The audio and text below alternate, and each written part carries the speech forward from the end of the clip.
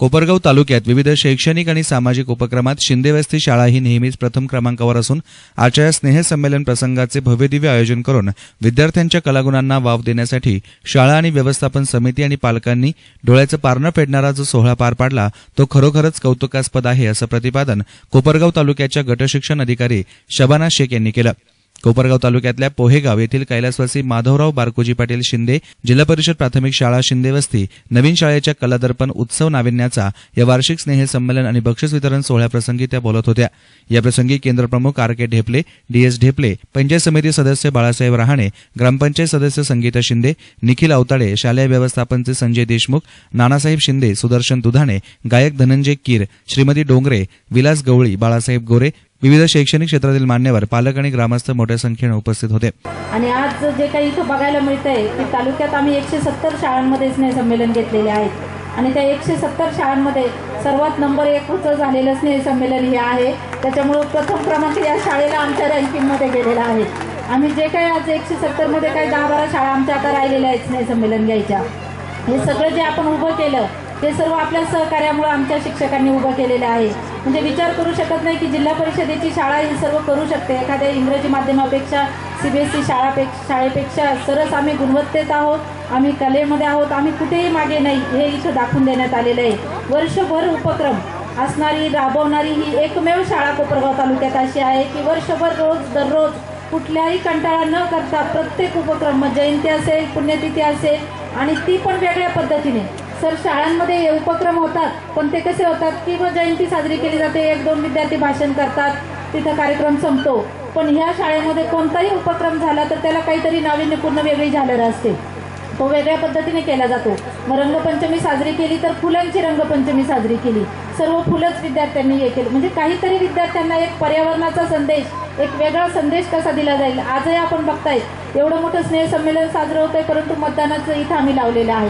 म्हणजे त्यांच्यामध्ये येणाऱ्या वेगवेगळ्या संकल्पना, वेगवेगळ्या आयडिया त्या खरोखर म्हणजे खूप अशा वेगळ्या आहेत, नाविन्यपूर्ण आहेत आणि असे शिक्षक तुमच्या शिंदेवस्तीला लाभलेले आहेत की जे तालुक्यामध्ये सर्वात 1 नंबरवर काम त्यांचं चालू आहे। खरोखर त्यांच्यासाठी एकदा टाळ्या झाल्या पाहिजेत। आणि आमच्या या बालचिमुकल्यांना की उपक्रम घेताना फक्त शिक्षकच काम करतो असं नाही, ती मुलं सुद्धा तेवढ्या मोठ्या संख्येने साथ देतात। ती चिमुकली मुलं आहेत, एवढी छोटी मुलं आहेत, पण कोणताही उपक्रम अगदी मोठ्या मुलांसारखा इथं केला जातो। कुठल्याही इंग्लिश मिडियम शाळा असेल किंवा कधी शाळेमध्ये झालं की काय उपक्रम ते फोटो बघून असं वाटतं। आणि पेपरला जी प्रसिद्धी आमचे दोन्ही पत्रकार बंधू असतील किंवा इतर उपक्रमाची जी प्रसिद्धी या शाळेने खरोखर माझं शिक्षण विभागाचं नाव खूप मोठं केलेलं आहे। माझं स्वतःचं कोपरगावचं आणि शिक्षण विभागाचं म्हणजे एक लौकिक जो आम्हाला मिळून दिलेला आहे तो या शिंदेवस्ती शाळेने मिळून दिलेला आहे। कारण माझी जर फाईल बघितली तालुक्याला मी जेव्हा दाखवते वरिष्ठ अधिकारी आल्यावर त्यात निम्मी फाईल शिंदेवस्तीचे कात्रनं आणि फोटोमध्ये आहे, उपक्रमामध्ये आहे। त्याच्यामुळे या पालकांना, या शिक्षकांना, या विद्यार्थ्यांना मी मनापासून खूप खूप शुभेच्छा देईल आणि आज इथं आल्यावर डोळ्याचं पारणं फिटलं, याचं सार्थक झालं असं म्हणून थांबते। जय हिंद, जय महाराष्ट्र। कार्यक्रमाचं प्रास्ताविक मुख्याध्यापक सचिन अडांगळे यांनी केलं। यावेळी तालुका पातळीवर विविध गुणदर्शन स्पर्धेत नैपुण्य मिळवणाऱ्या विद्यार्थ्यांचा गुणगौरव करण्यात आला। याप्रसंगी विविध प्रकारचे नृत्याविष्कार विद्यार्थ्यांनी सादर करून उपस्थितांची मनं जिंकली।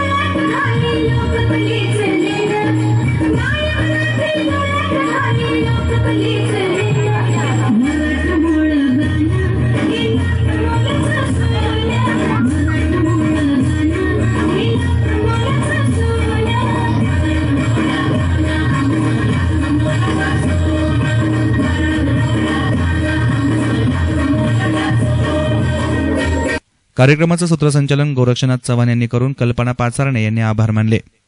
न्यूज रिपोर्टर जालिंदर नेहे, एस9 मीडिया, कोपरगाव.